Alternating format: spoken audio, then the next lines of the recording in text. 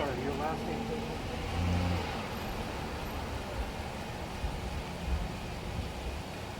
Yeah, thank you.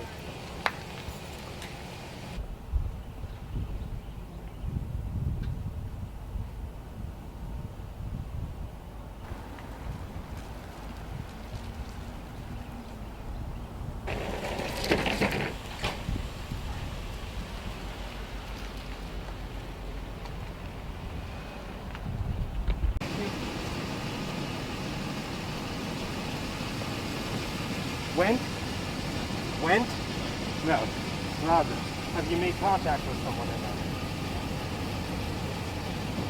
Okay, and you have it on reserve already? Okay, and it's under Rogers?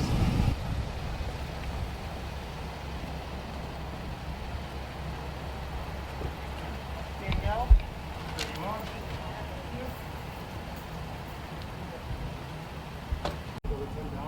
Wow.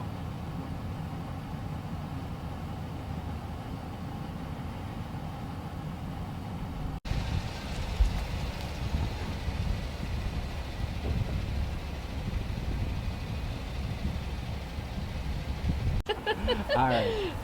Do me a favor and right here, state your name first and last and spell it out for me, please. All right, Rebecca Purdy, REBECCA And what do you do here at the library? I'm the Deputy Director for the Central Rappahannock Regional Library System. Talk to me about our reversion to curbside service. How did we get here?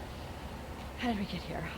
We, as most businesses, or all businesses today, are monitoring local hospitalization rates, the local positivity rate, and of course our staff symptoms and exposures and things like that. And as everyone knows, they have drastically increased recently. So we returned to curbside pickup, still providing outstanding service to our customers via phone, chat, so that they can get the services that they still need. What types of materials can someone get through curbside versus what they may be able to get if they were allowed to go in? There are no changes on what you can get via curbside pickup versus what you're able to get if you came into our buildings. We have all of our books, videos, magazines, or everything are still available to you, and our staff are manning the phones and available via chat to help you with your homework questions, do research for a new business, print materials for you if you need anything printed out, and also to recommend some great reads.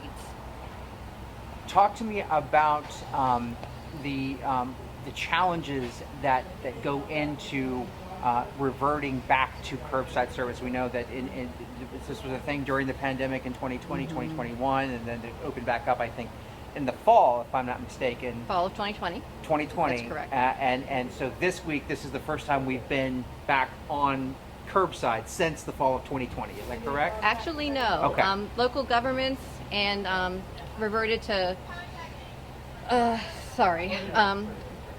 to online only services in December of 2020. Yeah. And we reverted in January of 2021. I think January through February of 2021 we were curbside pickup only at that point as well. So okay. Pretty much the exact same time of year last year. Okay, got you. Okay, so this is the first time since January of last year that curbside has been a thing for the Rappahannock Regional Library. Curbside only. We Curbside continue only. to offer curbside because it's such a great service. Talk to me about the challenges that come along with delivering curbside service. We know that in a perfect world, people would be able to come in and browse and lounge and read, but this is different. So walk me through some of the challenges. I think it's more challenging for our staff in a lot of ways. Our staff are dedicated to providing outstanding customer service, and it's hard for us to say we have to do something different. So telling customers that we have to come to them rather than come to us is a little bit disconcerting. It's hard for staff to not immediately just say, yes, we're here for you, you can do this. So that is a challenge. Our staff are getting great workouts, which is exhausting. As you can see behind me, staff running in and out of the building, and Fredericksburg has, 4 levels? So there's a lot of stairs involved. A lot of phone calls, more phone call services than ever before. Frequently, if people can come in, of course, they're coming up to the desk to ask for help. And customers are relying on us more than ever when it comes to curbside because they aren't able to come in and serendipitously find something on the shelves.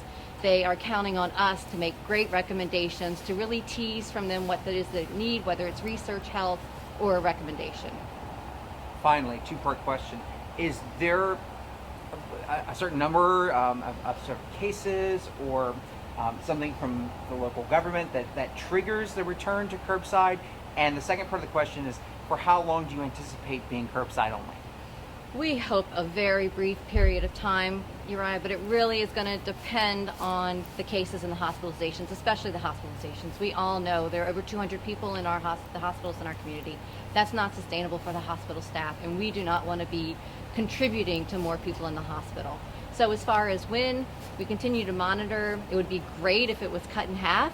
That may not be reasonable, but we are going to continue to monitor, and we will get back to letting people into the buildings as soon as we possibly can.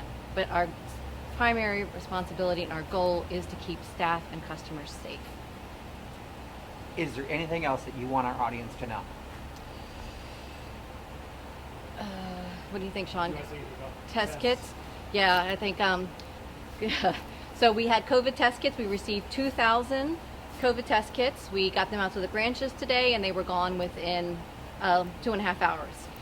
Unfortunately, we recently received word from the Virginia Department of Health that their source for test kits is completely out of test kits as well. And they're not going to be able to supply us with any more for the next couple of weeks. We will get them as soon as we possibly can. We'll get them out to the branches and in customers' hands.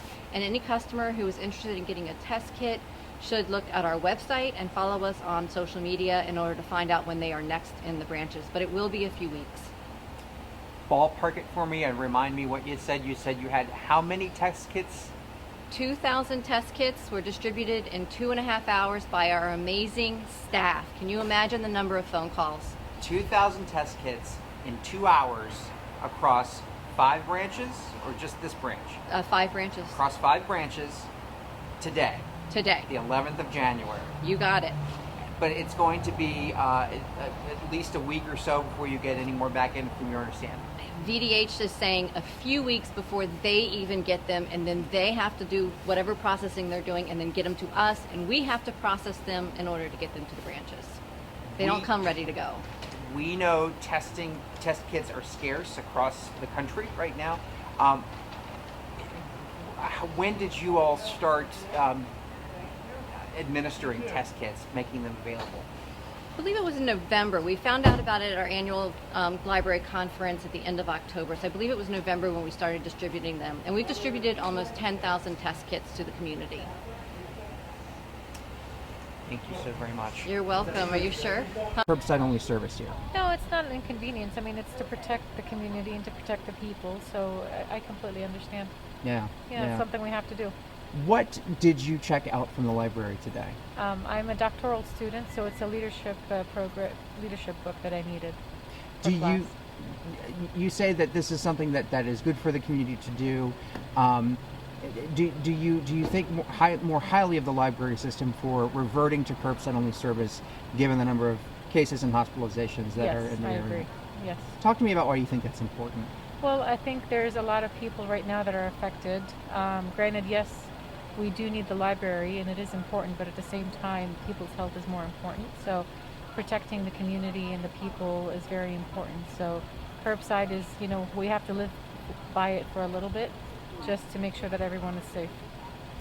Do me a favor, say your name first and last and spell it out for me, please. Sonia Addy, Sonia Attie. And you live in Spotsylvania County? Yes.